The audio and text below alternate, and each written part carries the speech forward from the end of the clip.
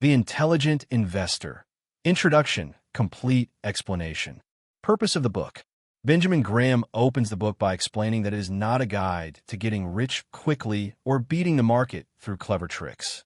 Instead, its goal is to teach readers how to avoid serious losses, how to achieve satisfactory long-term results, how to think correctly about investing. The book is about investment philosophy and discipline, not predictions or speculation. Investment versus speculation. Graham immediately draws a sharp distinction. Investment, an operation that, after thorough analysis, promises safety of principal and an adequate return. Speculation, any operation that does not meet those standards. He emphasizes that most people confuse the two, often speculating while believing they are investing. Who is the intelligent investor? Graham clarifies that intelligent does not mean highly educated, good at mathematics, emotionally gifted, able to predict markets. Instead, an intelligent investor is someone who is patient, is disciplined, controls emotions, makes decisions based on logic and facts. Intelligence in investing is character, not IQ. Two types of investors. The introduction introduces a key framework used throughout the book. Satu defensif, pasif investor. Wants safety and simplicity. Avoids frequent trading. Uses diversification. Accepts average market returns. 2. Enterprising active investor. Willing to put in time and effort. Searches for undervalued securities. Accepts more responsibility. Still prioritizes safety and discipline. Graham stresses that both approaches can succeed if done correctly. Risk is not volatility. Graham challenges the idea that risk equals price fluctuation. He explains, market prices move constantly. Price swings are not risk by themselves. Real risk is permanent loss of capital. Volatility is an opportunity for the intelligent investor, not a danger. The role of emotions. One of the most important themes introduced is emotional control. Graham warns that fear causes investors to sell at lows. Greed causes investors to buy at highs. The biggest enemy of the investor is himself. Successful investing requires psychological discipline. The market is there to serve you. Although the famous Mr. Market metaphor appears later, the introduction already hints at this idea. The market offers prices. You are not required to accept them. You should act only when prices make sense. The investor must use the market, not follow it. Realistic expectations. Graham criticizes unrealistic expectations promoted by brokers, financial media, speculators. He stresses that average returns are respectable. Trying to outperform the market usually increases risk. Consistency matters more than brilliance. Long-term thinking. The introduction emphasizes that investing success takes time, requires patience, depends on sound principles, not short-term results. Short-term performance is unreliable. Long-term discipline wins. Foundation of the entire book. Graham concludes the introduction by setting the foundation for all later chapters. Safety first. Analysis before action. Emotional discipline. Long-term focus. Clear distinction between investing and speculation. Everything else in the book builds on these principles. Chapter 1. Investment versus speculation. Main goal of Chapter 1. Chapter 1 lays the foundation of the entire book. Graham's main objective is to clearly separate investing from speculation, because most losses happen when people speculate while believing they're investing. If you understand this chapter well, you understand the heart of Graham's philosophy. Graham's definition of investment. Graham gives a strict and disciplined definition. An investment operation is one that is based on thorough analysis, promises safety of principal, offers an adequate return. If any of these three conditions is missing, the activity is speculation, not investment. What is speculation? Speculation is any activity that lacks careful analysis, relies mainly on price movement, depends on market psychology, prioritizes profit over safety. Speculation is not evil, but it is dangerous when disguised as investing. Graham does not forbid speculation. He insists it must be recognized clearly, limited in size, never confused with investing capital. The biggest problem, confusion. Graham explains that many people buy stocks because prices are rising, follow tips or rumors, chase popular industries. They call this investing, but it is actually speculation because no analysis is done. No margin of safety exists. Losses are likely when conditions change. This confusion is the main cause of investor failure. Risk is not price fluctuation. Graham strongly rejects the idea that risk equals volatility. He explains, prices move constantly. Price movement alone does not mean danger. A stock falling in price is not automatically risky. True risk is permanent loss of capital, paying too much for business, owning weak or poorly financed companies. Price fluctuations can be an opportunity, not a threat. Speculation can be intelligent, if controlled. Graham acknowledges that speculation will always exist. Some people enjoy it. Some professionals succeed at it. However, intelligent speculation requires small amounts of capital, full awareness of risk, no emotional dependence on outcomes. Speculation becomes foolish when it dominates one's finances. It is treated as guaranteed. It replaces analysis with hope. The role of discipline. A key theme introduced here is self-discipline. Successful investors stick to clear rules, avoid emotional decisions, accept boring, steady results. Unsuccessful investors chase excitement, react to news, abandon plans under pressure. Discipline matters more than intelligence. Professional versus individual investors. Graham warns that even professionals make speculative mistakes, follow trends, underperform the market. Having expert knowledge does not guarantee safety. Individual investors can succeed if they follow sound principles, avoid emotional traps, do not try to outsmart the market. Adequate return, not maximum return. Graham emphasizes the goal is adequate, not extraordinary, returns. Try to maximize returns usually increases risk. Consistency beats brilliance. An investor who avoids major mistakes will often outperform those chasing high profits. Key lessons of Chapter 1. Chapter 1 teaches that investing and speculation are fundamentally different. Safety of capital comes first. Price movement is not the same as risk. Discipline is essential. Adequate returns are enough. Most losses come from emotional behavior. How Chapter 1 sets up the book. This chapter prepares you for later ideas such as defensive versus enterprising investors, margin of safety, market psychology, long-term thinking. Everything else in the book builds on this chapter's principles. Chapter 2. The Investor and Inflation. Main purpose of Chapter 2. In this chapter, Graham addresses a major fear of investors, inflation. He examines whether inflation destroys investment returns and how an intelligent investor should respond to it. His conclusion is calm and practical. Inflation is a real concern, but panic-driven decisions often cause more harm than inflation itself. Understanding inflation. Inflation means a general rise in prices, a decline in the purchasing power of money. Graham explains that inflation reduces the real value of fixed-income investments, affects different asset classes differently, is unpredictable in both timing and intensity. Because inflation is uncertain, building an investment strategy around inflation forecasts is risky. Inflation and cash. Graham points out that cash loses purchasing power during inflation. Holding too much idle cash for long periods can be harmful. However, he also emphasizes cash provides safety and flexibility. It allows investors to take advantage of opportunities when prices fall.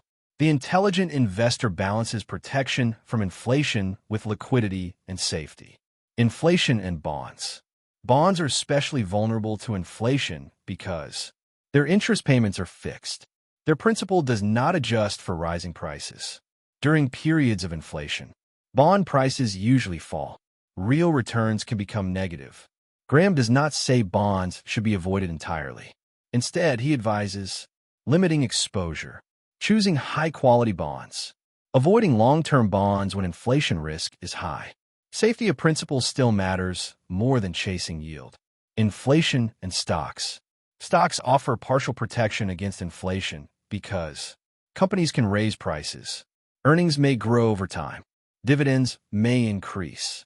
However, Graham warns, stocks are not perfect inflation hedges. High inflation can hurt profits.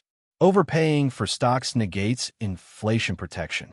Stocks protect against inflation only when purchased at reasonable prices. The danger of overreaction. Graham criticizes investors who abandon bonds entirely during inflation fears, rush into speculative assets, make drastic portfolio changes based on inflation predictions. He explains that inflation cycles come and go. Extreme strategies often backfire. Long-term discipline matters more than short-term fears. Trying to outsmart inflation often leads to greater losses. Balanced portfolio as protection. Graham advocates a balanced portfolio approach, a mix of stocks and bonds, diversification across asset types, adjustments within reasonable limits. This balance reduces reliance on predicting inflation, provides stability across economic conditions, protects against both deflation and inflation. The intelligent investor prepares for multiple outcomes, not just one. Real versus nominal returns. Graham emphasizes the difference between nominal return, the stated percentage gain, real return, gain after inflation. An investment may look successful on paper, but still lose purchasing power. Therefore, investors must think in real terms, not just numbers. Speculation as an inflation response. Graham strongly warns against using commodities, gold speculation, transhoshinggesets, as primary inflation offenses. He explains that these assets are often driven by speculation. Prices can collapse suddenly. Most investors enter too late. Inflation fear often leads people into speculative traps. Key lessons of Chapter 2. Chapter 2 teaches that inflation is real but unpredictable. Cash, bonds, and stocks each respond differently to inflation. Overreacting to inflation causes major mistakes. Stocks provide some inflation protection when bought sensibly. Balanced portfolios reduce inflation risk. Discipline beats forecasting. How Chapter 2 fits into the book. This chapter builds on Chapter 1 by reinforcing the need for discipline, warning against emotional reactions, emphasizing long-term thinking. It prepares the reader for later chapters on portfolio policy, stock selection, margin of safety. Chapter 3, A Century of Stock Market History. Main purpose of Chapter 3. In this chapter, Graham uses long-term stock market history to teach one core lesson. Market prices move in cycles, but human behavior never changes. He shows that understanding history helps investors avoid overpaying in booms, avoid panic in crashes, maintain discipline over long periods. This chapter is about perspective, not prediction. Why Graham uses history. Graham believes investors make mistakes because they assume the present is unique, believe current trends will last forever, forget past booms and busts. By examining about 100 years of market data, he proves that high prices always follow optimism, low prices always follow pessimism, extremes eventually reverse.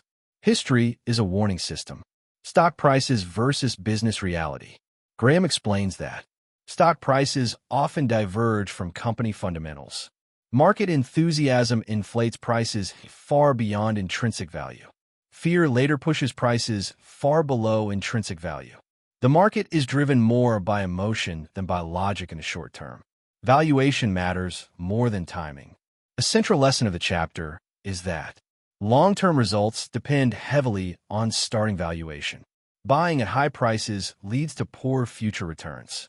Buying at reasonable or low prices improves long-term outcomes. Even strong companies can be bad investments if bought at excessive prices. Booms, busts, and investor behavior. Graham highlights recurring patterns. New eras are declared during booms. Old valuation rules are dismissed. Speculation is justified as modern thinking. Eventually, reality reasserts itself. Earnings fail to justify prices. Prices fall sharply. The cycle repeats because human psychology does not change. The illusion of permanently high returns. Graham strongly warns against believing that. The stock market will always deliver high returns. Recent performance guarantees future success. Long bull markets eliminate risk. Periods of exceptional returns are usually followed by lower future returns, market corrections, long stagnation phases. Optimism is most dangerous at market peaks. Dividend yield versus price levels. Graham discusses historical data showing that when stock prices are high, dividend yields are low. When prices are low, dividend yields are high. Low dividend yields often signal overvaluation, reduced future returns, increased risk. Dividends provide a reality check on price levels, interest rates, and stock prices. The chapter explores the relationship between bond yields, stock valuations. Graham explains that low interest rates often push investors into stocks. This can justify somewhat higher stock prices, but it does not eliminate valuation risk. Cheap money does not justify paying any price. The danger of forecasting. Graham criticizes attempts to predict market peaks and bottoms, time economic cycles, rely on expert forecasts. He shows that forecasts regularly fail. Experts disagree most at turning points. Confidence increases right before mistakes. The intelligent investor prepares rather than predicts. Practical guidance for investors. From historical evidence, Graham advises investors to adjust expectations based on valuation levels. Be cautious when markets are euphoric. Be courageous when markets are depressed. Avoid aggressive commitments at extreme prices. History should guide behavior, not speculation. What Chapter 3 does not claim. Graham does not say, avoid stocks altogether. Markets are predictable. Investors should trade frequently. Instead, he teaches, respect valuation, maintain balance, expect cycles. Key lessons of Chapter 3. Chapter 3 teaches that stock markets move in long cycles. Human psychology causes recurring bubbles and crashes. Valuation at purchase matters enormously. High prices mean lower future returns. Forecasting is unreliable. Historical perspective protects investors. How Chapter 3 fits into the book. This chapter supports earlier themes by reinforcing discipline, warning against emotional investing, preparing the reader for portfolio policy decisions. It sets the stage for defensive versus enterprising strategies, stock allocation decisions, margin of safety principles. Chapter 4, General Portfolio Policy, the Defensive Investor. Main purpose of Chapter 4. This chapter introduces the defensive, passive investor, a central concept in Graham's philosophy. Graham's goal is to show how someone who does not want to study securities deeply, does not want to trade actively, wants safety and simplicity, can still achieve sound, long-term investment results. Who is the defensive investor? A defensive investor prefers protection over excitement, avoids frequent buying and selling, accepts average market returns, wants to minimize mistakes and effort. This approach suits busi profissionals, beginners, retirees, anyone who values peace of mind. The core principle, asset allocation. Graham explains that asset allocation is the most important decision for the defensive investor. He focuses on two main asset classes, high-grade bonds, common stocks. The key question is how much to allocate to each. The 50-50 rule. Graham proposes a simple baseline, 50% stocks, 50% bonds. This balance provides growth, stocks, provides stability, bonds, reduces reliance on forecasts. This is a starting point, not a rigid rule. Flexible allocation limits. Graham allows limited flexibility.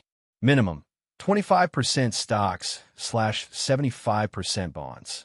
Maximum 75% stocks / 25% bonds. The investor may adjust within these limits based on market conditions, valuation levels, personal comfort.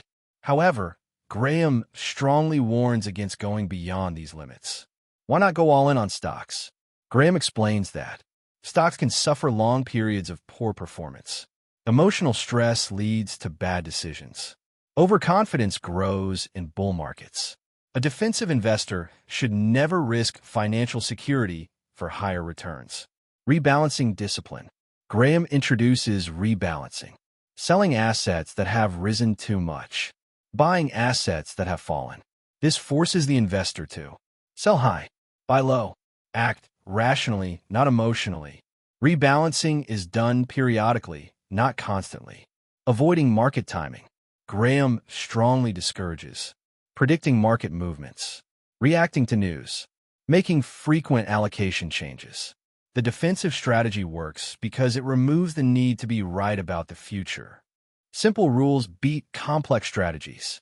Graham criticizes complex portfolio systems, forecast-based strategies, frequent switching, highly technical approaches, complexity increases, costs, mistakes, emotional stress. Simplicity protects the defensive investor.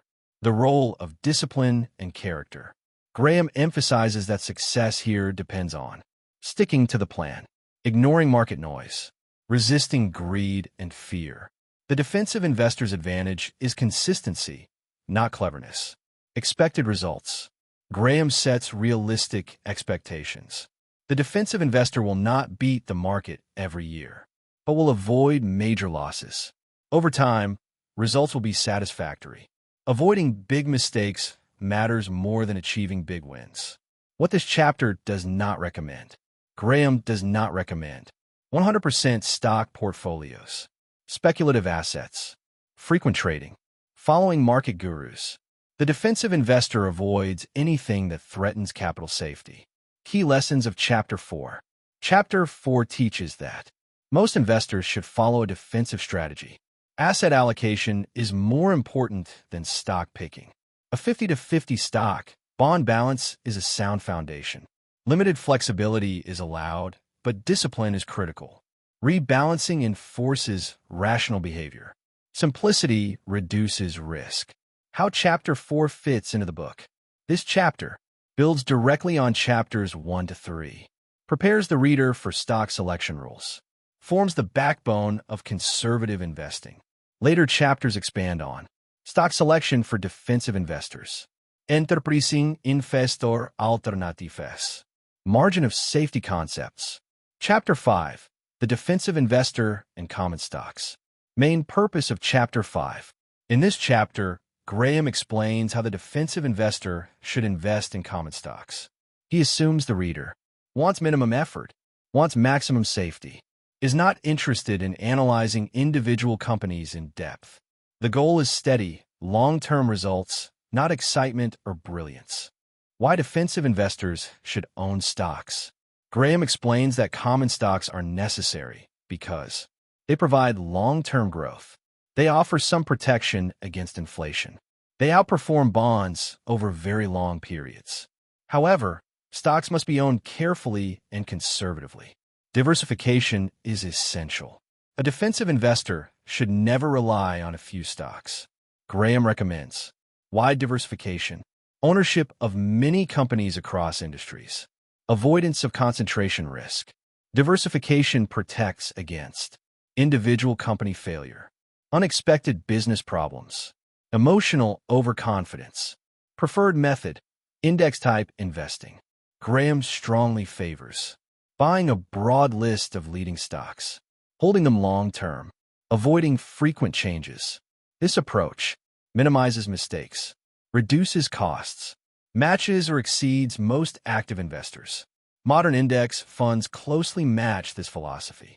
Avoiding individual stock selection. Graham warns that picking individual stocks requires skill and time. Most investors overestimate their abilities. Emotional bias leads to poor choices. For defensive investors, not choosing individual stocks is often the safest choice. Quality standards for stocks. If individual stocks are selected, Graham sets strict quality criteria.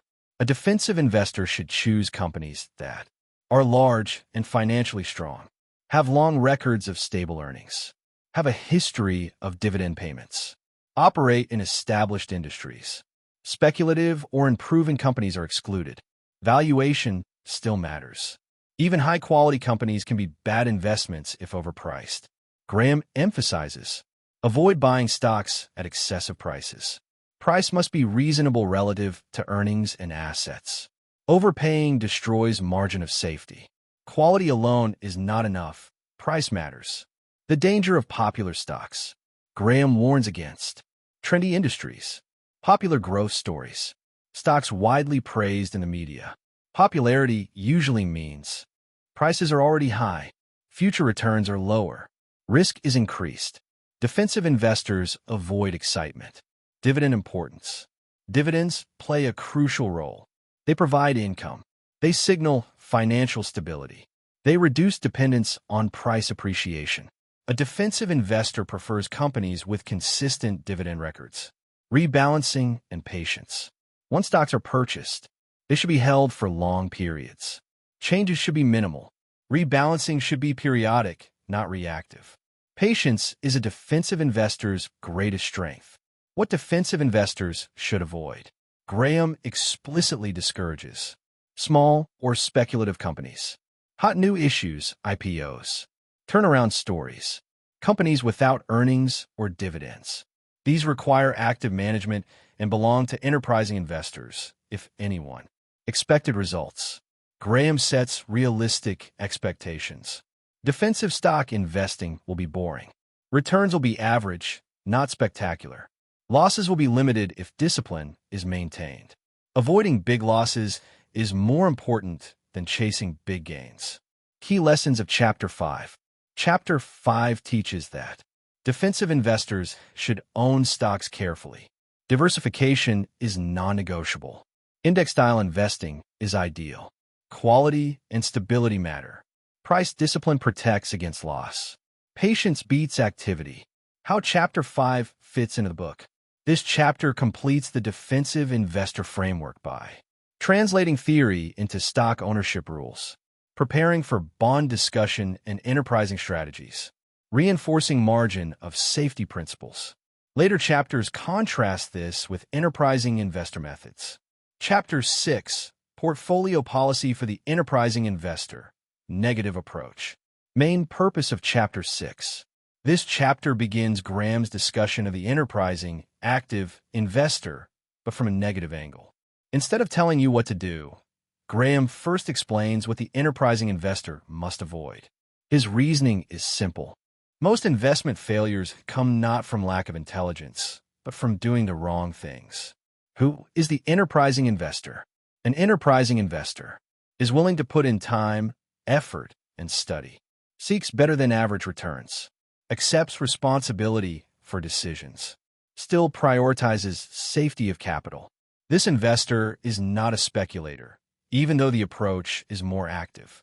Why the negative approach comes first. Graham believes that avoiding mistakes is more important than finding brilliance. Most popular strategies lead to underperformance. Discipline protects more than cleverness. Before seeking opportunity, the enterprising investor must eliminate danger. Avoid market timing. Graham strongly criticizes trying to predict market movements, moving in and out of stocks based on forecasts, acting on economic predictions. He explains that forecasts are unreliable. Even experts fail consistently. Timing errors cause heavy losses. Preparation beats prediction. Avoid active trading. Frequent buying and selling increases costs, encourages emotional decisions, turns investing into speculation. Graham warns that activity is often mistaken for intelligence. Most traders underperform. The market punishes impatience. Enterprising investing is selective, not constant. Avoid growth stock obsession. Graham criticizes the belief that growth stocks are always superior. High-quality companies justify any price. Past growth guarantees future success. He explains that growth is often already priced in. High expectations create high risk. Disappointment leads to sharp declines. Overpaying for growth destroys margin of safety. Avoid new issues, IPOs. Graham warns against newly issued stocks. Companies promoted aggressively. Securities sold during market optimism. New issues tend to be overpriced. Appear at market peaks. Favor sellers, not buyers. The enterprising investor waits, observes, and demands proof. Avoid low-quality bonds. Graham cautions against high-yield bonds with weak credit. Bonds purchased for yield alone. Debt from financially unstable companies. High interest rates often signal high risk, not opportunity. Safety of principal remains the top priority. Avoid advice without accountability. Graham warns against tips, market rumors, promotional newsletters, unverified expert opinions. True investment decisions must be based on analysis, be independently verified, be logically justified. Borrowed conviction is dangerous. Avoid emotional decision-making. The chapter emphasizes emotional control. Greed leads to overpaying. Fear leads to panic selling. Confidence peaks at market tops. The enterprising investor must remain calm and rational, especially when others are emotional.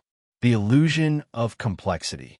Graham criticizes complicated formulas, secret strategies, mathematical tricks.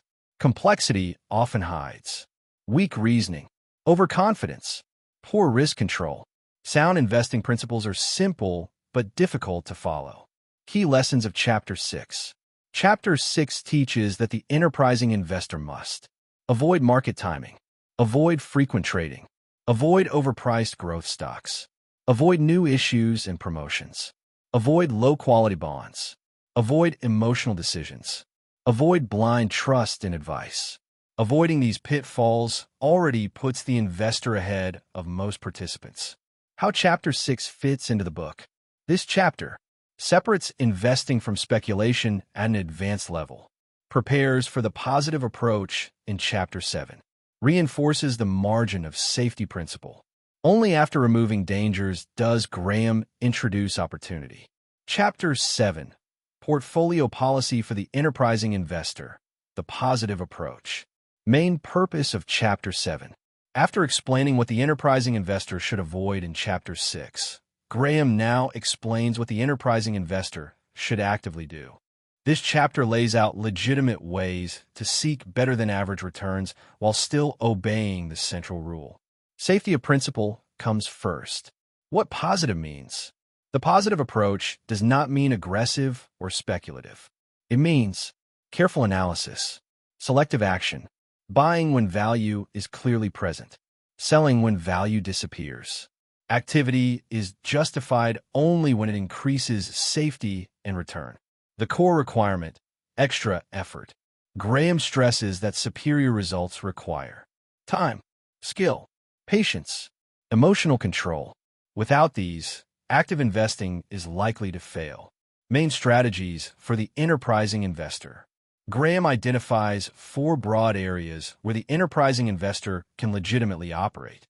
1. Bargain issues, undervalued stocks. These are stocks selling at prices below their intrinsic value.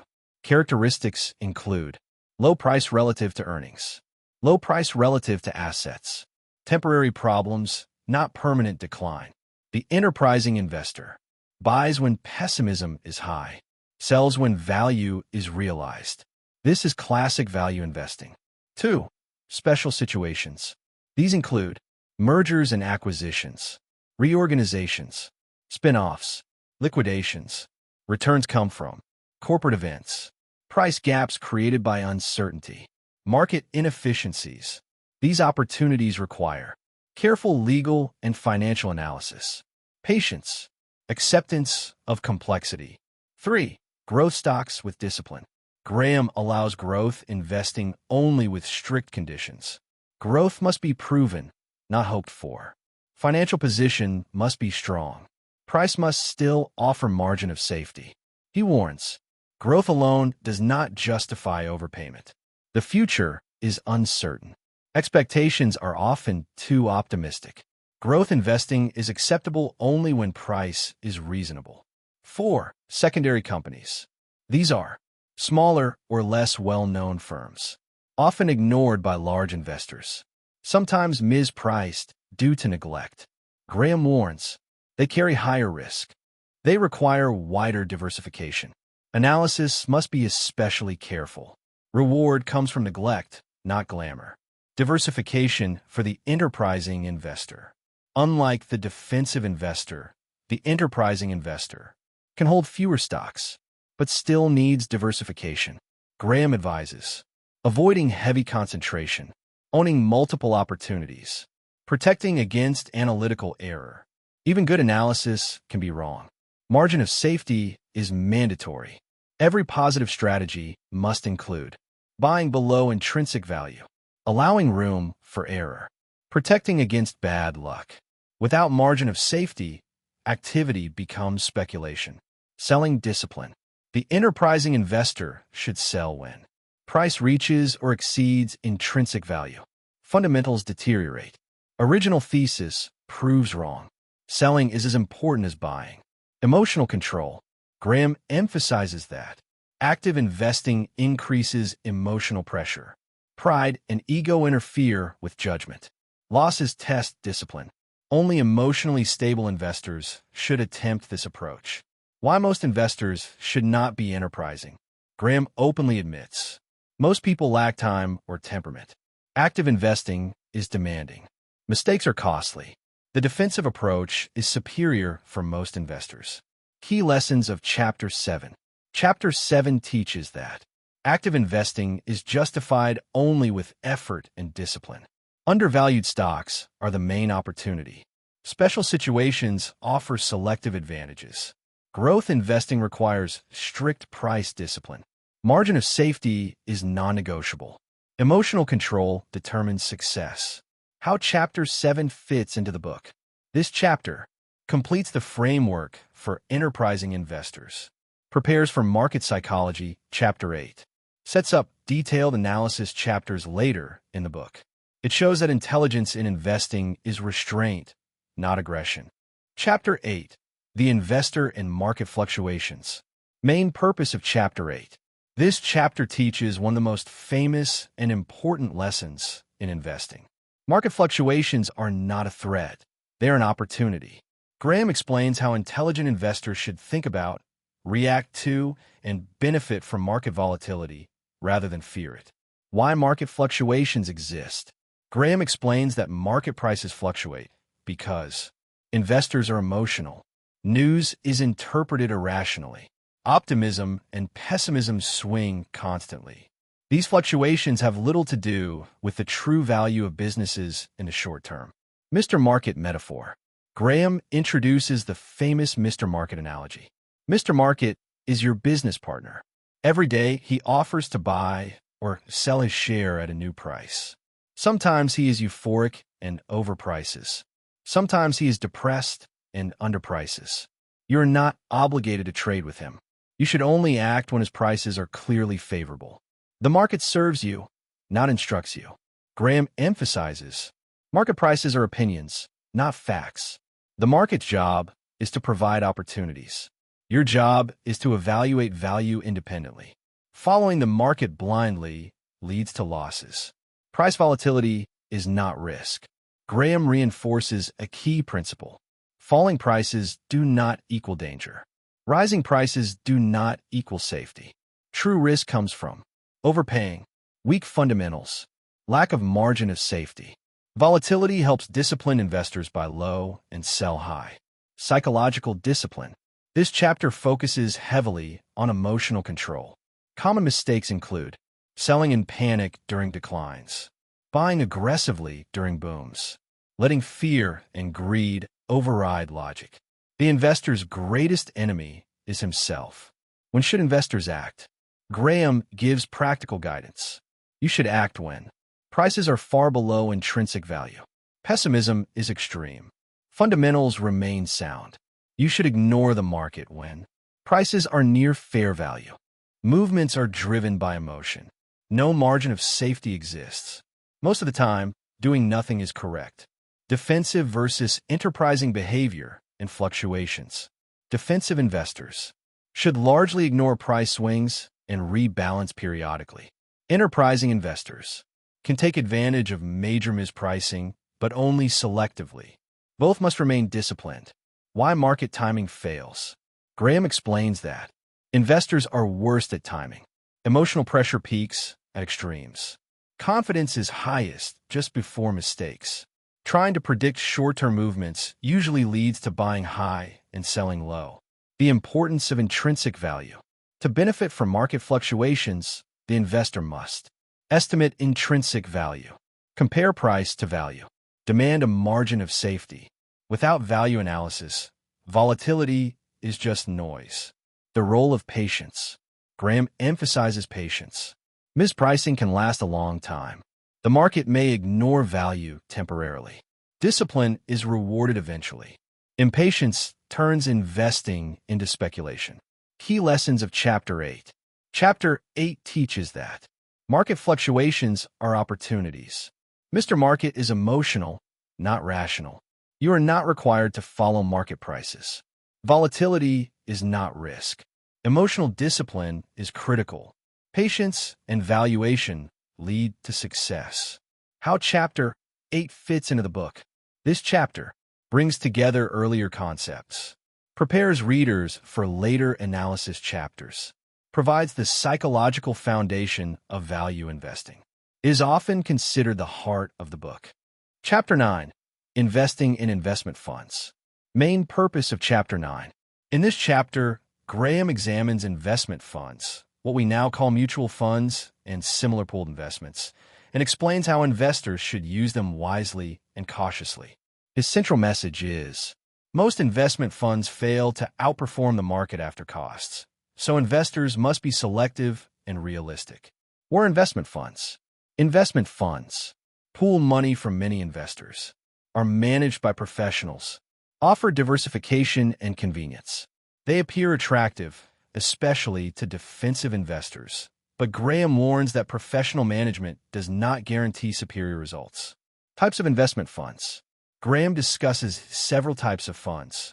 1. Open-end funds, mutual funds, continuously issue and redeem shares, are popular with individual investors, often heavily marketed. 2. Closed-end funds, issue a fixed number of shares, trade on exchanges, can sell at discounts or premiums to net asset value, NAV. 3. Balanced funds, invest in both stocks and bonds, aim for stability and income. Each type has different risks and costs. The cost problem. Graham strongly criticizes high management fees, sales commissions loads, frequent trading within funds. These costs reduce returns year after year, make outperformance difficult, benefit fund sponsors more than investors. Low costs are essential. Performance illusion. Graham explains that funds with strong recent performance attract investors. Performance often reverts to the mean. Investors usually buy after success and sell after failure. Chasing performance leads to poor results. Professional management is not magic. Graham shows that most fund managers fail to beat the market. Success often depends on luck. Superior performance rarely lasts. Expertise does not eliminate market risk. Index-type investing. Although index funds were rare in Graham's time, he strongly supports funds that mimic the market. Broad diversification. Minimal costs. This approach eliminates manager risk, reduces expenses, delivers market returns reliably. Modern index funds perfectly align with this philosophy. Closed-end funds. Special opportunity. Graham notes that closed-end funds, often trade at discounts to NAV, can offer value opportunities. However, he warns, discounts can persist for long periods. Premiums are dangerous. Analysis is required. Buying at a discount offers margin of safety. Balanced funds and allocation discipline. Balanced funds can help investors maintain diversification, avoid emotional decisions, stay invested. However, Investors must still evaluate costs. Asset allocation should fit personal needs. No fund removes the need for judgment. What investors should avoid? Graham warns against funds with high fees, aggressively marketed funds, funds promising superior performance, frequent switching between funds. Marketing is not investing. Realistic expectations. Graham sets clear expectations. Most funds will deliver average returns. Beating the market is rare. Avoiding poor choices matters most. Average returns at low cost are acceptable and respectable. Key lessons of Chapter 9. Chapter 9 teaches that investment funds offer convenience, not guaranteed success. Costs are a major enemy of returns. Past performance is misleading. Index-type investing is ideal for most investors. Discounts to NAV create opportunity. Discipline matters more than manager skill. How Chapter 9 fits into the book.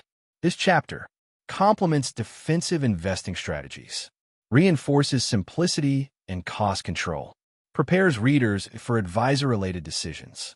It leads naturally into Chapter 10, The Investor and His Advisors. Chapter 10, The Investor and His Advisors. Main purpose of Chapter 10.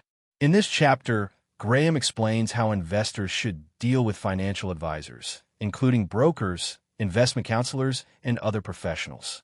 His core message is, an advisor can help, but only if the investor remains in control and understands the relationship. Blind trust is dangerous. Why investors use advisors. Graham acknowledges that advisors can be useful because many investors lack time or expertise. Advisors can provide structure and discipline. Professionals may help avoid emotional mistakes. However, advisors should support, not replace, investor judgment. Types of advisors. Graham discusses several advisor roles. 1. Brokers. Execute trades. Often earn commissions. May promote frequent trading. Brokers' incentives may conflict with investor interests. 2. Investment counselors. Provide portfolio advice. Usually charge fees. Often focus on long-term strategy. These are generally more aligned with investor goals. 3. Financial salespeople. Promote products. Often emphasize performance. Use persuasive marketing. Sales advice is not impartial advice. Conflict of interest. Graham stresses that many advisors are paid per transaction. Higher activity means higher income for them. This encourages unnecessary trading. The investor must recognize and manage these conflicts. The danger of delegating responsibility. Graham strongly warns, do not surrender control of decisions. Do not assume advisors know the future. Do not stop thinking for yourself. Responsibility for results always remains with the investor. What a good advisor should do. A proper advisor should understand your goals, emphasize safety and discipline, discourage speculation, avoid frequent changes, be transparent about fees. An advisor should reduce activity, not increase it. What a good advisor should not do. Red flags include advisors who promise superior performance, encourage constant trading. Chapter 10, The Investor and His Advisors. Main purpose of Chapter 10. In this chapter, Graham explains how investors should deal with financial advisors, including brokers, investment counselors, and other professionals. His core message is, an advisor can help, but only if the investor remains in control and understands the relationship. Blind trust is dangerous. Why investors use advisors. Graham acknowledges that advisors can be useful because many investors lack time or expertise. Advisors can provide structure and discipline. Professionals may help avoid emotional mistakes. However, advisors should support, not replace, investor judgment. Types of advisors. Graham discusses several advisor roles. 1. Brokers. Execute trades. Often earn commissions. May promote frequent trading. Brokers' incentives may conflict with investor interests. 2. Investment counselors. Provide portfolio advice. Usually charge fees. Often focus on long-term strategy. These are generally more aligned with investor goals. 3. Financial salespeople. Promote products. Often emphasize performance. Use persuasive marketing. Sales advice is not impartial advice. Conflict of interest. Graham stresses that many advisors are paid per transaction. Higher activity means higher income for them. This encourages unnecessary trading. The investor must recognize and manage these conflicts. The danger of delegating responsibility. Graham strongly warns, do not surrender control of decisions. Do not assume advisors know the future. Do not stop thinking for yourself. Responsibility for results always remains with the investor. What a good advisor should do. A proper advisor should understand your goals. Emphasize safety and discipline. Discourage speculation. Avoid frequent changes. Be transparent about fees. An advisor should reduce activity, not increase it. What a good advisor should not do. Red flags include advisors who promise superior performance, encourage constant trading, push fashionable investments, use complex explanations to impress. Complexity often hides poor advice. The role of the investor. Graham emphasizes that the investor must understand basic principles, ask questions, review advice critically, say no when advice violates discipline. Even with an advisor, ignorance is dangerous. Advisors and market fluctuations. During market stress, advisors may panic like everyone else. Bad advice is often given at extremes. Emotional discipline is tested. The investor must remain calm and skeptical. Cost control. Graham highlights that fees compound negatively. High costs reduce long-term returns. Value must justify expense. Low-cost advice aligned with long-term thinking is preferable. When not to use an advisor, Graham suggests that investors, using simple index strategies with limited assets, who understand basic allocation, may not need advisors at all. Simplicity often outperforms professional intervention. Key lessons of Chapter 10. Chapter 10 teaches that advisors are helpers, not decision-makers. Conflicts of interest must be recognized. Responsibility always remains with the investor. Good advisors emphasize discipline and safety. Promises of outperformance are dangerous. Simplicity often beats professional complexity. How Chapter 10 fits into the book. This chapter protects investors from common advisory traps, reinforces independence and discipline, leads into security analysis and valuation chapters. It prepares readers for Chapter 11, Security Analysis for the Lay Investor. Chapter 11, Security Analysis for the Lay Investor, General Approach. Main purpose of Chapter 11. In this chapter, Graham explains how ordinary investors, non-professionals, should approach the analysis of individual securities. He emphasizes that you do not need advanced mathematics. You do not need to predict the future. You do need discipline, common sense, and caution. The goal is to avoid serious mistakes, not to achieve brilliance. What security analysis really means. Graham defines security analysis as studying a company's financial facts, understanding its earnings power, evaluating its financial strength, comparing price to value. It is about facts and logic, not opinions or forecasts. What lay investors should not do. Graham strongly warns against trying to compete with professionals in forecasting, making complex financial models, relying on rumors or tips, using short-term earnings predictions. Complexity increases error. The importance of financial statements. Graham explains that investors should focus on balance sheets, income statements, long-term financial records, key areas of attention, assets versus liabilities, debt levels, profit stability, cash position. A company's financial condition matters more than its story. Earnings power versus reported earnings. Graham distinguishes between temporary earnings, sustainable earnings power. Investors must look at multi-year averages, adjust for business cycles, ignore one-time events. True earning power is more important than recent results. Dividends as evidence of quality. Graham places high importance on dividends. They represent real cash. They require financial discipline. They reveal management honesty. A consistent dividend record signals stability, financial strength, and stability. Graham emphasizes that investors should prefer companies with strong balance sheets, manageable debt, conservative financing. Weak finances increase risk, even if earnings look strong. Valuation comes after quality. After establishing quality, the investor must evaluate price relative to earnings, price relative to assets, price relative to dividends. A good company at a bad price is still a bad investment. The danger of growth projections. Graham warns that growth forecasts are unreliable.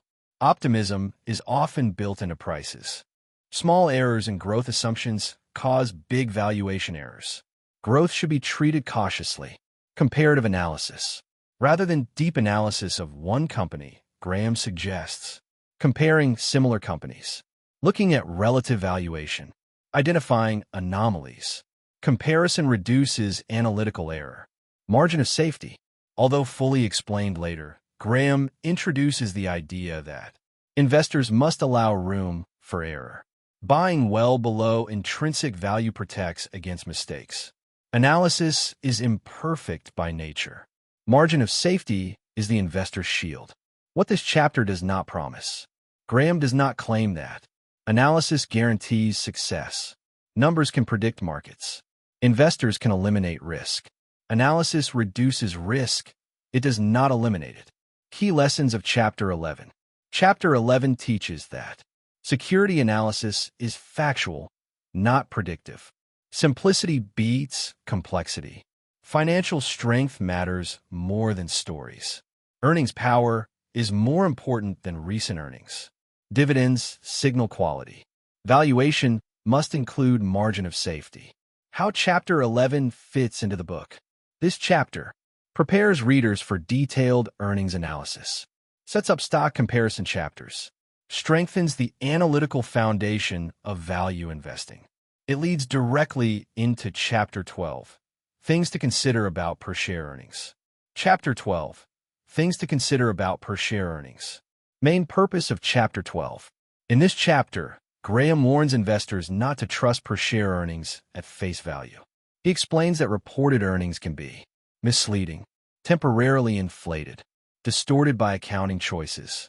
The intelligent investor must look beneath the headline numbers. Why earnings per share, EPS, can be misleading. Graham explains that EPS is affected by accounting policies, business cycles, one-time events, corporate financial engineering.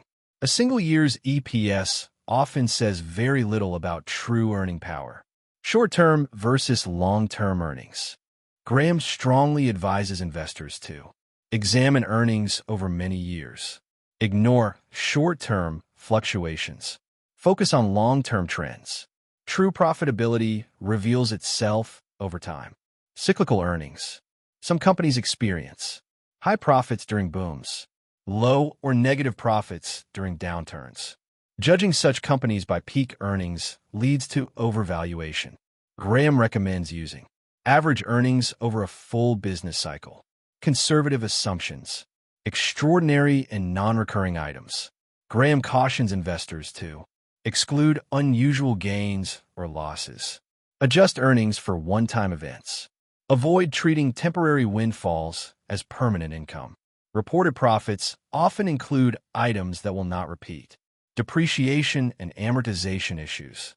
Accounting rules allow companies to spread costs over time. Use different depreciation methods. This can inflate or depress earnings artificially. Make comparisons difficult. Investors must recognize these distortions. Dilution of earnings. Graham warns about dilution caused by stock options, convertible securities, new share issuance. Even rising profits may mean lower earnings per share for shareholders. Inflation and earnings. Inflation can overstate profits, understate replacement costs, create misleading accounting gains. Real earnings must be adjusted mentally for inflation effects. Earnings stability versus growth. Graham favors stable, consistent earnings. Predictability over rapid growth. Erratic growth increases uncertainty and risk. Per-share earnings versus overall business health. Graham emphasizes that EPS alone is not enough. Balance sheet strength matters. Cash flow matters. Dividend history matters. Earnings must be viewed in context. Overemphasis on future earnings. Graham strongly criticizes forecast-based valuation, paying high prices for projected growth, ignoring uncertainty. Small forecasting errors lead to large valuation mistakes. Practical guidance for investors. Graham advises investors to use multi-year averages, adjust reported earnings conservatively, compare companies within the same industry, demand margin of safety. Conservatism is essential.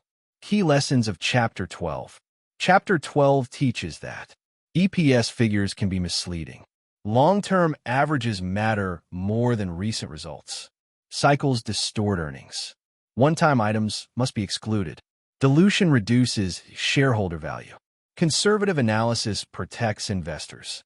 How Chapter 12 fits into the book. This chapter deepens security analysis skills, prepares readers for comparison chapters, strengthens valuation discipline. It leads naturally into Chapter 13, a comparison of 4 listed companies.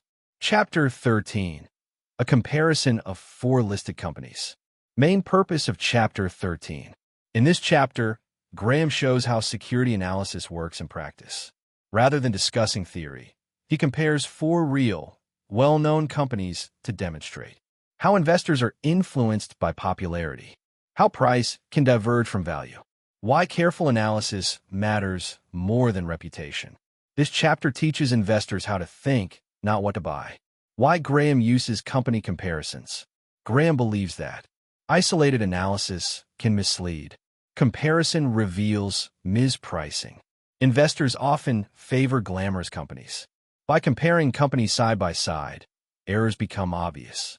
The 4 companies' general characteristics.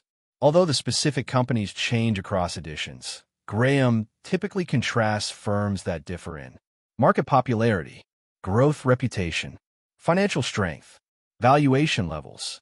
Some companies appear exciting, others appear boring. Popularity versus investment merit. Graham shows that popular companies often trade at high prices. Unpopular companies often trade at low prices.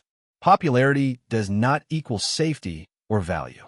Market enthusiasm often inflates prices beyond fundamentals. Earnings and growth comparison.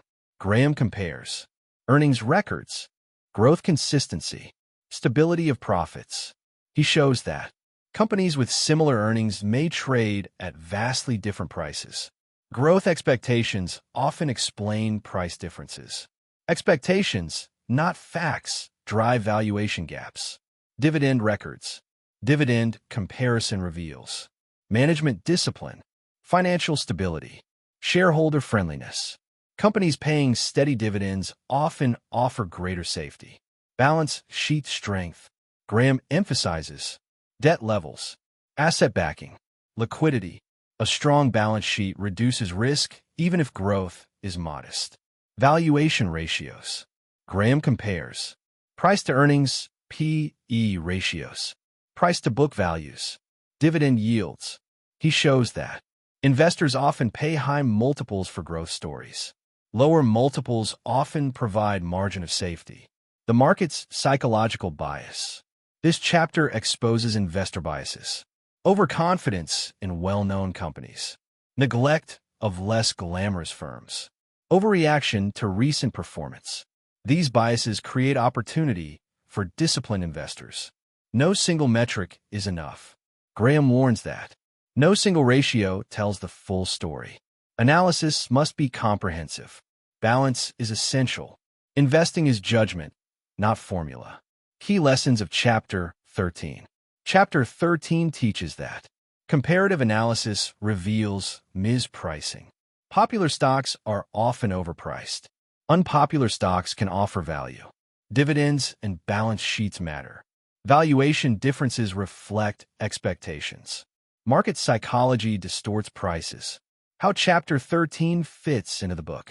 This chapter applies chapters 11 and 12 practically, prepares for stock selection rules, reinforces margin of safety thinking. It leads into Chapter 14, Stock Selection for the Defensive Investor. Chapter 14, Stock Selection for the Defensive Investor. Main purpose of Chapter 14.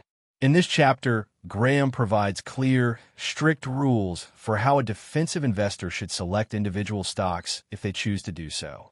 He stresses that these rules are designed to minimize risk. They sacrifice excitement for safety.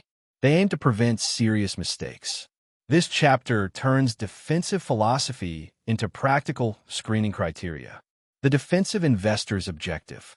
The defensive investor wants safety of capital, reasonable returns, minimal effort, protection from emotional decisions. Stock selection rules exist to eliminate danger, not to chase opportunity. Graham's 7 stock selection criteria. Graham lays out 7 strict requirements that a stock must meet to qualify for a defensive portfolio. 1. Adequate size of the enterprise. The company should be large and well-established, financially strong, less vulnerable to shocks. Small companies are excluded due to higher risk. 2. Strong financial condition. Graham requires adequate current assets, manageable long-term debt, conservative financing. A strong balance sheet protects during downturns. 3. Earning stability. The company must have a long record of positive earnings, no significant losses over many years. Stability is more important than growth. 4. Dividend record. Graham insists on consistent dividend payments, many years of uninterrupted dividends. Dividends demonstrate real earning power and discipline. 5. Earnings growth. The company should show moderate growth over time, not necessarily rapid expansion. Growth should be real, not speculative. 6. Moderate price-to-earnings ratio. Graham sets a limit on how much investors should pay for earnings. Paying too much, even for a good company, increases risk. 7. Moderate price-to-assets ratio. The stock price should be reasonable relative to book value, supported by tangible assets. This provides additional margin of safety. The combined valuation rule. Graham combines P/E and price-to-book limits into a single safety check. This prevents overpaying for popularity, growth optimism, overwhelming caution. Valuation discipline is essential. Why these rules are strict? Graham explains that defensive investors lack time or desire for deep analysis. Strict rules compensate for limited effort. Rules prevent emotional mistakes. Flexibility belongs to enterprising investors, not defensive ones. Diversification requirement. Even with strict screening, Graham advises holding many stocks, avoiding concentration, accepting average results. No analysis is perfect when index investing is better. Graham acknowledges that many investors are better off with index-style investing. Following these rules requires discipline and effort. Simplicity often produces better outcomes. What defensive investors should avoid? Defensive investors should avoid small or speculative companies, turnarounds, IPOs, high-growth glamour stocks. These require active judgment. Key lessons of Chapter 14. Chapter 14 teaches that defensive stock selection must be rule-based. Size, stability, and strength matter. Dividends provide proof of earnings. Valuation limits protect against loss. Diversification is mandatory. Safety beats excitement. How Chapter 14 fits into the book. This chapter completes the defensive investing framework, contrasts sharply with enterprising methods, reinforces margin of safety principles. It leads into Chapter 15, Stock Selection for the Enterprising Investor. Chapter 15, Stock Selection for the Enterprising Investor.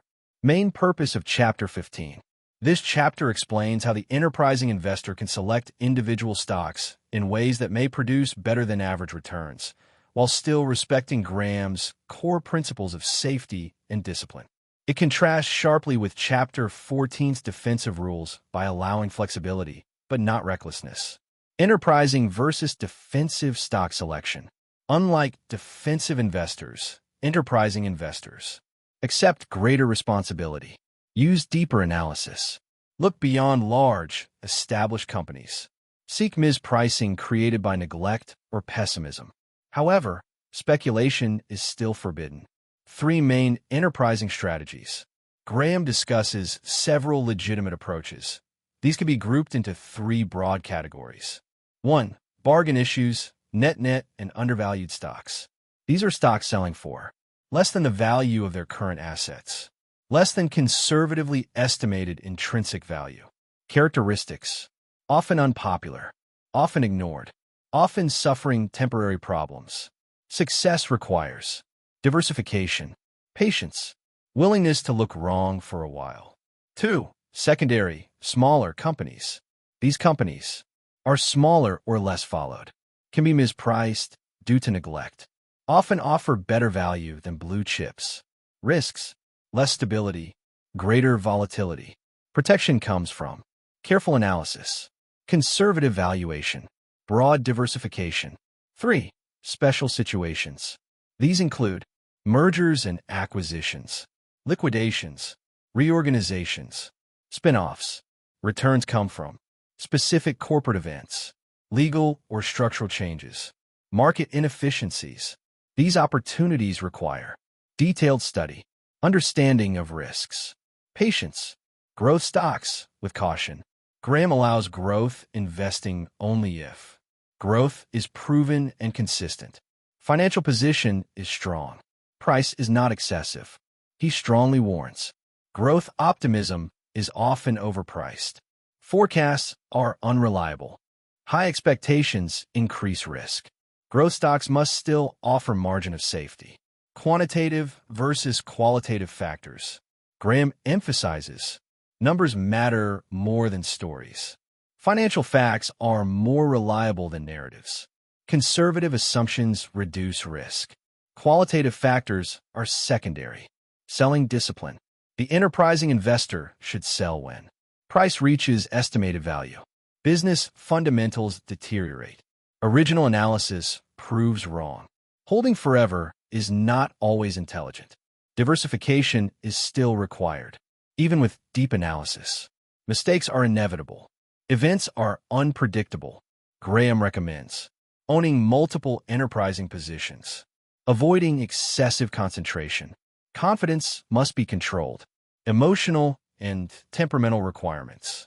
Enterprising investing demands patience, independence, emotional stability, willingness to be unpopular. Most investors lack the temperament. Why enterprising investing is hard. Graham explains that markets become more efficient over time. Opportunities require effort to find. Discipline is rare. Skill must overcome competition and emotion. Key lessons of Chapter 15. Chapter 15 teaches that enterprising stock selection requires work and discipline. Bargain issues are the foundation of value investing. Smaller companies offer opportunity and risk. Special situations require expertise. Growth investing must obey price discipline. Diversification and margin of safety are essential. How Chapter 15 fits into the book. This chapter completes Graham's stock selection framework, reinforces the distinction between investment and speculation, prepares readers for convertible securities and case studies. It leads into Chapter 16, Convertible Issues and Warrants. Chapter 16, Convertible Issues and Warrants. Main purpose of Chapter 16. In this chapter, Graham examines convertible securities and warrants, which combine features of both debt and equity. His main goal is to explain how these instruments work, why they attract investors, why they're often more dangerous than they appear. What are convertible issues? Convertible securities are typically bonds or preferred stocks that can be converted into common stock at a fixed conversion ratio. They promise income and downside protection like bonds, upside potential like stocks. This dual nature makes them attractive and risky. Or warrants. Warrants give the holder the right to buy stock at a fixed price within a specific time period. They have no income, high leverage, Speculative characteristics. Warrants amplify both gains and losses. Why investors are attracted to them. Investors are drawn to these instruments because they appear to offer the best of both worlds. Promise upside with reduced risk. Are often marketed aggressively. Graham warns that this perception is often misleading. The illusion of safety. Graham explains that convertibles often sacrifice bond safety. Conversion features inflate prices. Income yield is usually lower than regular bonds. Investors may overpay for optional upside. Risk during market declines. In market downturns, convertibles may fall like stocks, but still lack the full upside of stocks. Bond protection is weakened. They can perform poorly in both directions. Complexity and mispricing. Graham warns that these securities are complex. Investors often misunderstand them. Mispricing is common. Complexity increases the chance of error. Warrants as speculation. Graham is especially critical of warrants. They are highly speculative. They depend heavily on stock price movements. They can become worthless. Warrants should be treated as speculation, not investment. When convertibles may be acceptable, Graham allows limited use if conversion terms are favorable. The bond component is strong. The price is reasonable. Even then, caution is required. Impact on existing shareholders. Graham notes that convertibles and warrants dilute existing shareholders. They benefit issuing companies. They often favor insiders. Investors must consider dilution effects. Better alternatives. Graham suggests that investors often do better by buying straight bonds for income, buying common stocks separately for growth, avoiding hybrid complexity. Simplicity improves clarity and safety. Key lessons of Chapter 16. Chapter 16 teaches that convertibles sacrifice safety for optional upside. Warrants are speculative instruments. Complexity increases risk. Marketing often hides disadvantages. Margin of safety is reduced. Simplicity is preferable. How Chapter 16 fits into the book. This chapter warns against sophisticated-sounding instruments, reinforces skepticism toward financial engineering, leads into real-world case studies. It prepares the reader for Chapter 17, for extremely instructive case histories. Chapter 17, for extremely instructive case histories. Main purpose of Chapter 17. This chapter uses real-life corporate failures to show how even experienced investors can suffer serious losses when they ignore Graham's principles. Rather than theory, Graham presents 4 cautionary case studies that demonstrate overconfidence, poor judgment, lack of margin of safety. The chapter is designed to shock investors into humility. Why Graham uses case histories. Graham believes mistakes teach better than success. Failure exposes hidden risks. Investors learn most from losses. These cases reveal what not to do. Case 1. A rapidly expanding company. This company showed impressive growth, expanded aggressively, used heavy borrowing. What went wrong? Growth masked weak fundamentals. Debt increased vulnerability. Profits collapsed during downturn. Lesson: growth without financial strength is dangerous. Case 2. A seemingly conservative blue chip. This firm appeared stable and reputable, was widely trusted, had a long history. What went wrong? Management made risky decisions. Business conditions changed. Earnings deteriorated. Lesson: reputation does not guarantee safety. Case 3. A company with complex financing. This case involved convertible securities, warrants, financial engineering. What went wrong? Complexity hid true risk. Dilution harmed shareholders. Investors misunderstood the structure. Leçon: complexité en créas danger. Case 4. A company with illusory asset values. This company appeared asset-rich, had inflated balance sheet values, relied on optimistic assumptions. What went wrong? Assets were overstated. Liquidation value was far lower. Investors overpaid. Lesson: assets must be conservatively valued. Common errors across all cases. Graham highlights recurring mistakes. ignoring balance sheet strength, overestimating growth, paying too much, trusting management blindly, neglecting margin of safety. These errors are timeless. Psychological factors. The chapter exposes investor psychology, overconfidence during booms, her behavior, resistance to admitting mistakes. Emotions amplify losses.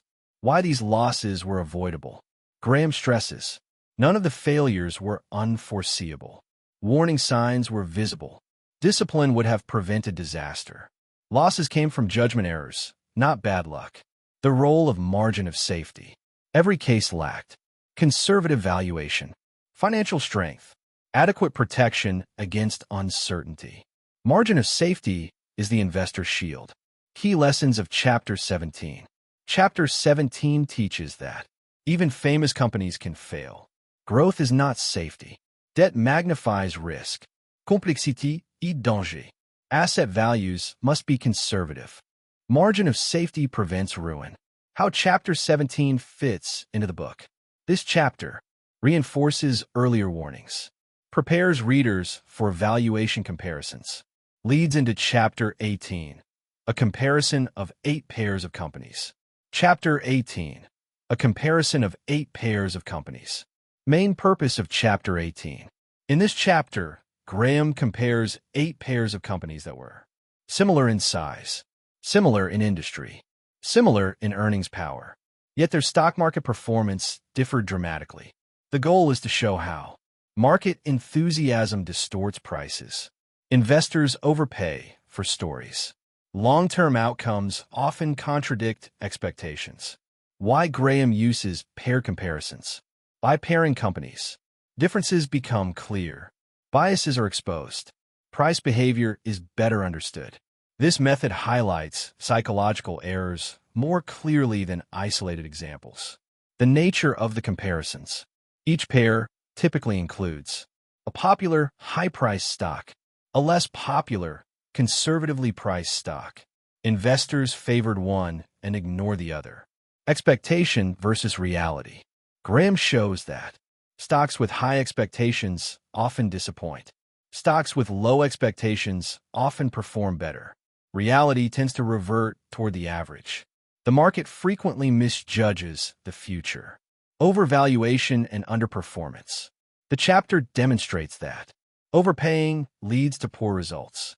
Even good companies make bad investments at high prices. Price matters more than business quality. Valuation dominates outcome. Undervaluation and outperformance.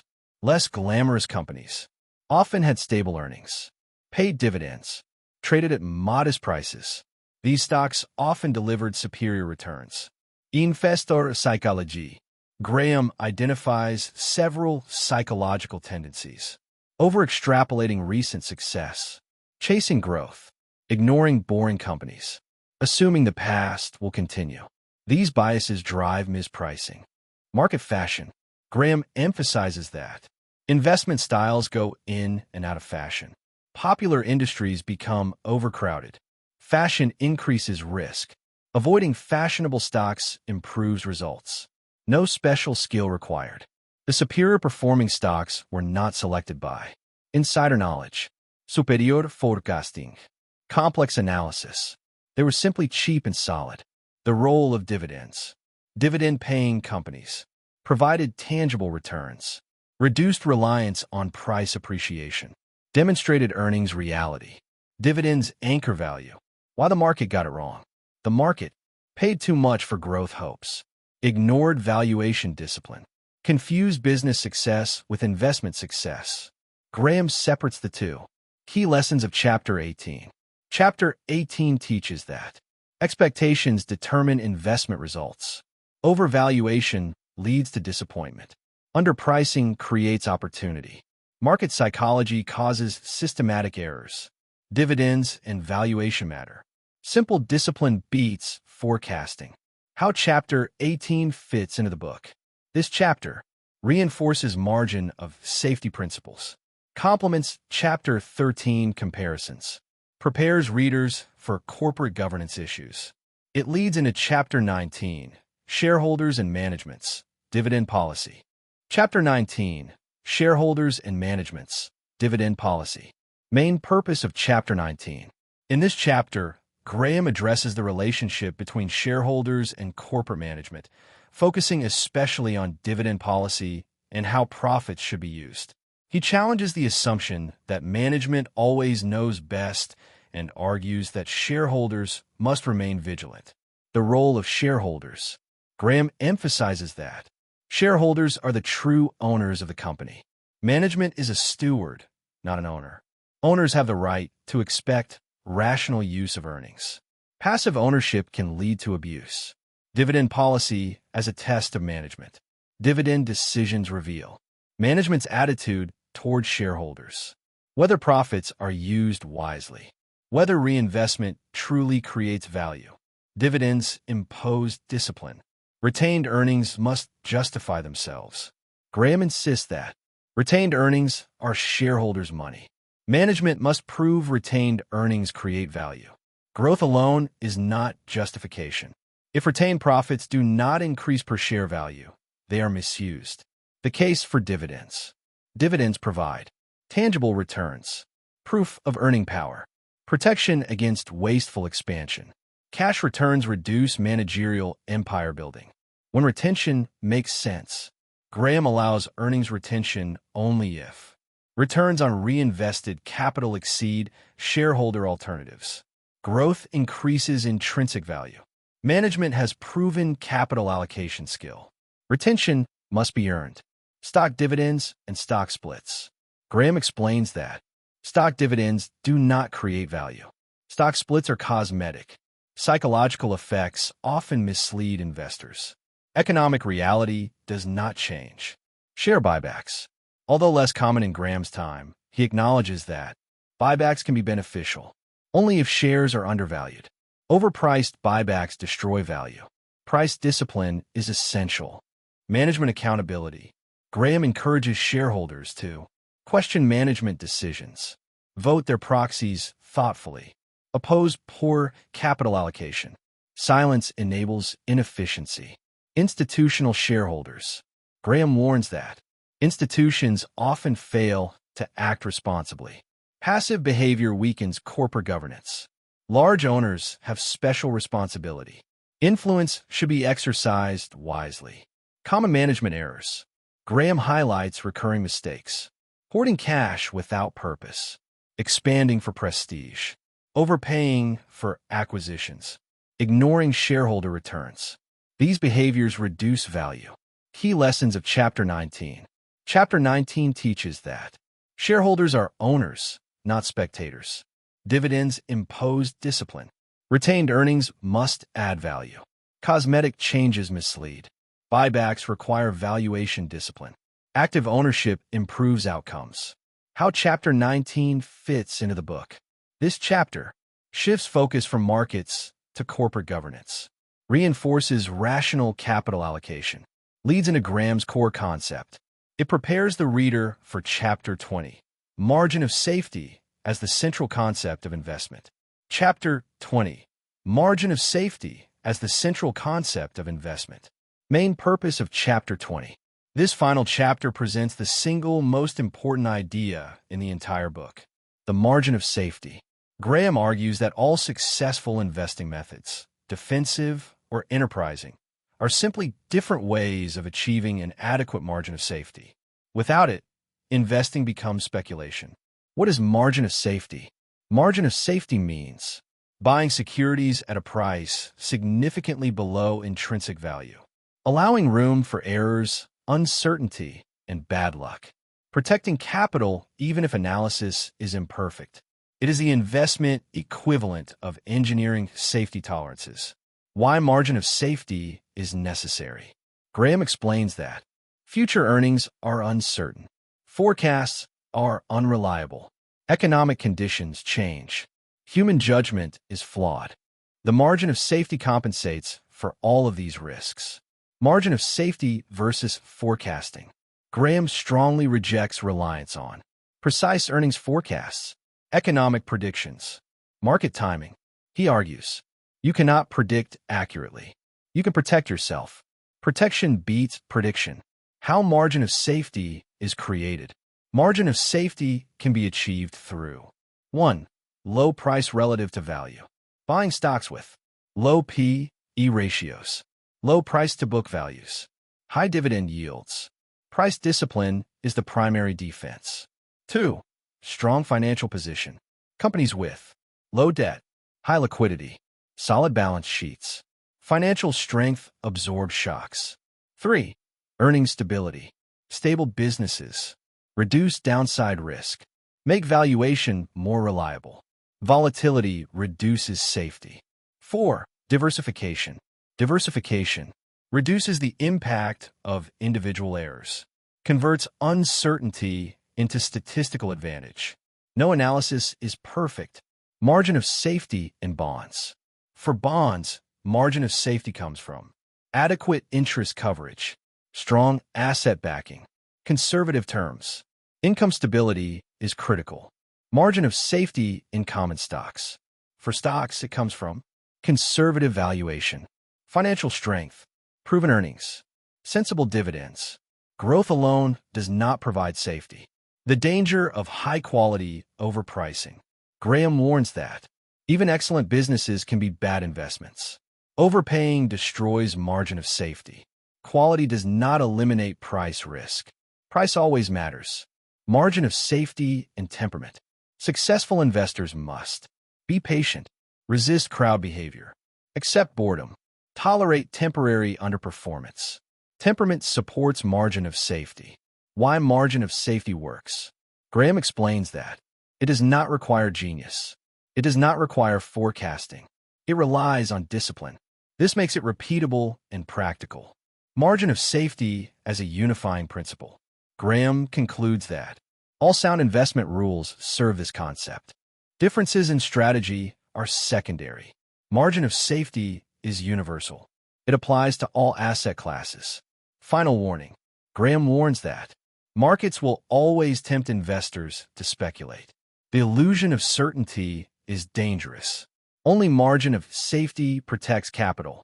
Ignoring it leads to ruin. Key lessons of Chapter 20.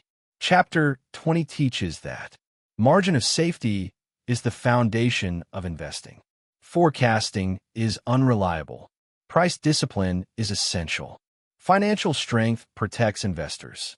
Diversification reduces error. Temperament matters as much as intelligence. How Chapter 20 concludes the book. This chapter summarizes the entire philosophy, unifies all previous chapters, leaves the reader with a single guiding rule. Invest with a margin of safety, or do not invest at all. Please kindly like, share, and subscribe. Help us grow. Be part of our story. God bless you.